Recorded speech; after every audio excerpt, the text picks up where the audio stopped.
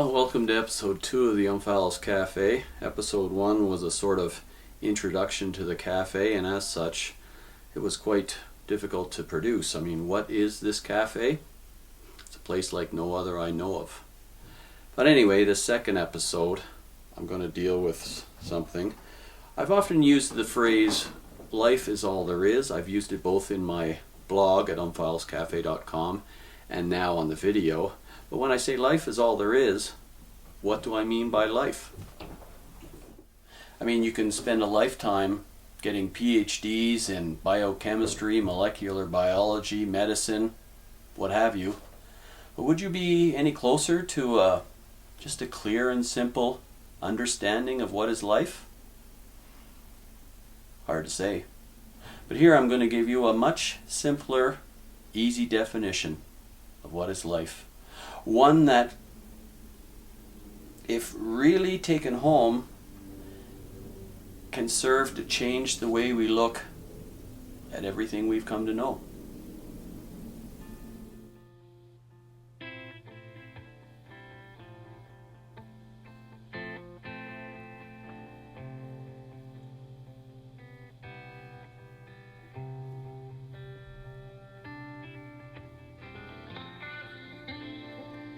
Stop this day and night with me, and you shall possess the origin of all poems. You shall possess the good of the earth and the sun. There are millions of suns left, you know. You shall no longer take things at second or third hand, nor look through the eyes of the dead, nor feed on the spectres in books. You shall not look through my eyes either, nor take things from me. You shall listen to all sides and filter them from yourself. Those are the words of Walt Whitman from his Song of Myself, dated 1855. I love that last line, you shall listen to all sides and filter them from yourself.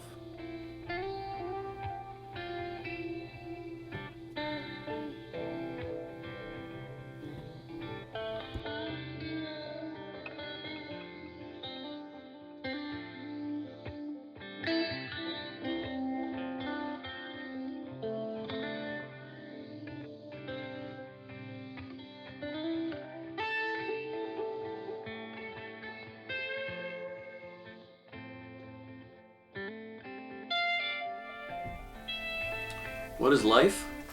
What is the origin of all poems? It's as simple as this. It is that which is passing from one generation on and through the next. That's all. Strip away all our learning. We can go out to the farthest reaches of the universe in search of life. Of course we're going to find life out there.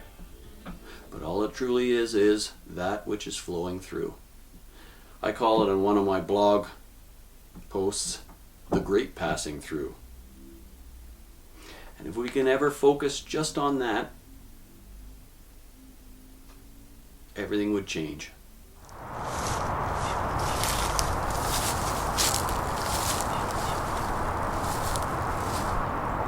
I mean, if I take a walk, as I sometimes do, what is it I'm really looking at? But a myriad of ways that nature's found to pass through. Each species, each tree and each grass, and each bird and each insect, mammal, foraging the ground, each individual species, an individual way that nature has found to pass from one generation on to the next. Again, the individual nothing, the flowing through, that which is flowing through the individual, everything.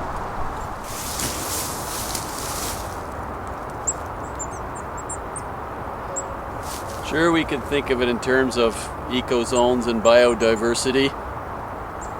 See if the birds are going to land on my hand thinking I have food for them, which I don't. There we go. But what are we really looking at? Well, multiple threads, multiple braids of a flowing river. Each species flowing from one generation to the next. Each species wholly and completely involved in the flow. Every act an expression of that flow. It's the sort of thing we think about at the cafe.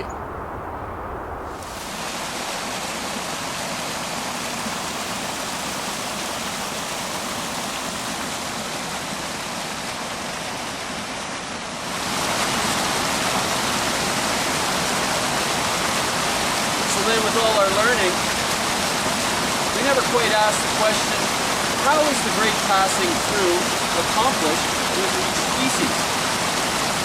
How is the flowing through managed? And as we look around us, nature manages it in a million ways or more. That's the greatest wonder of nature.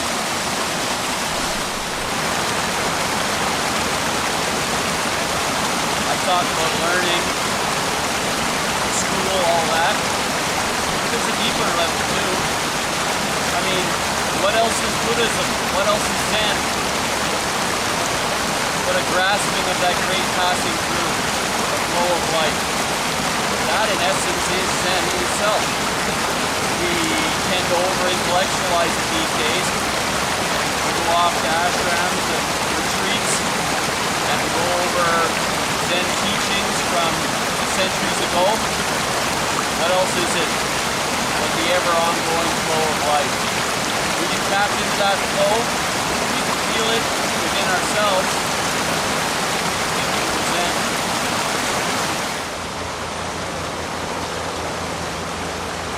James Joyce once said he loved everything that flowed. That's precisely what he was talking about from an artist's perspective. We'll get a little literary there. Don't need to. It's all just flowing through.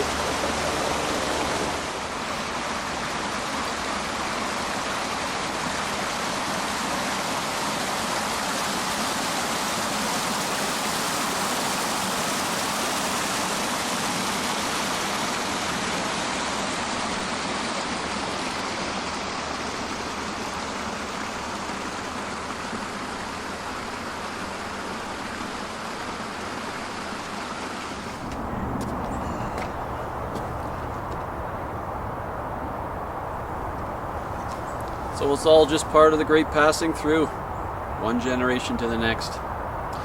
Why is it so hard for us humans to understand that or see that?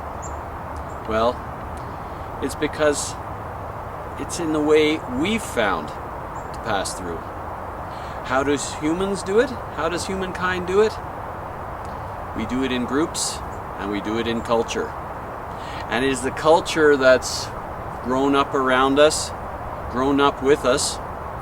I kind of look at culture and us individuals as kind of a chicken and an egg thing.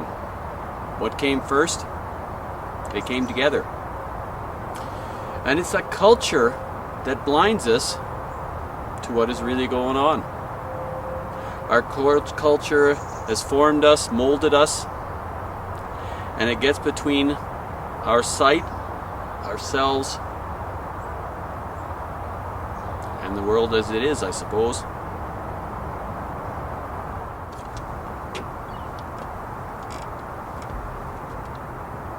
So each species is passing from one generation to the next, accomplishing the great passing through in their own specific way.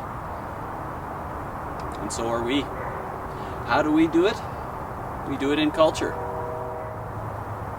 Culture is the vehicle in which we accomplish the great passing through.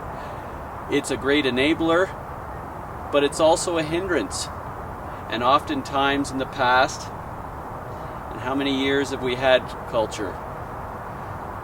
50, 100,000? It's tied up in who we are.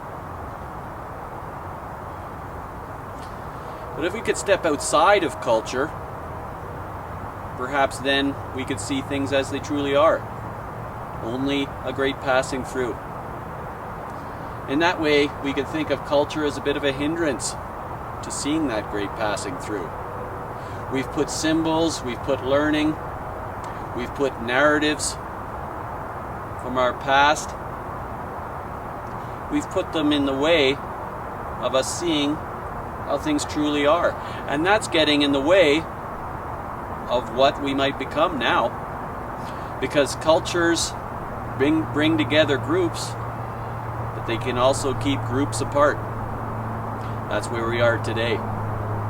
If we don't transcend the individual cultures, the individual groups, woe betide us. We're going to have to learn how to live together. We're going to have to rediscover our place in the oneness of life, in the oneness of flow that is going on around us. Maybe we'll have to step back from the culture that's nursed us, that nourished us for a couple thousand years now, our specific culture anyways. Maybe we'll have to take a step back from it or move beyond it. Move beyond to a bigger understanding of life, a more comprehensive, more unified. Maybe we can do it. If not, could be a scary future.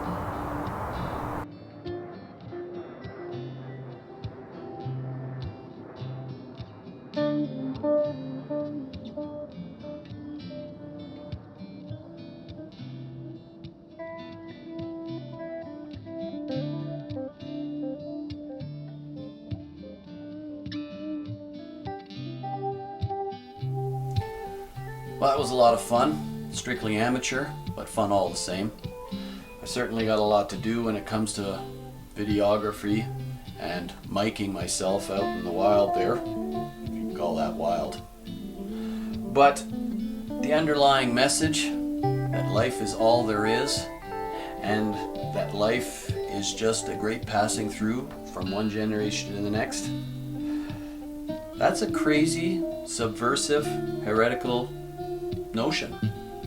One that, believe it or not, we couldn't have had as late as, say, 100 years ago. That's only something that, with technology the way it is today, I'm free to say. And who is saying it? Who has ever said it, really? Anyway, that's what we do here at the cafe. Thanks for watching. We'll see you next time. And all the best.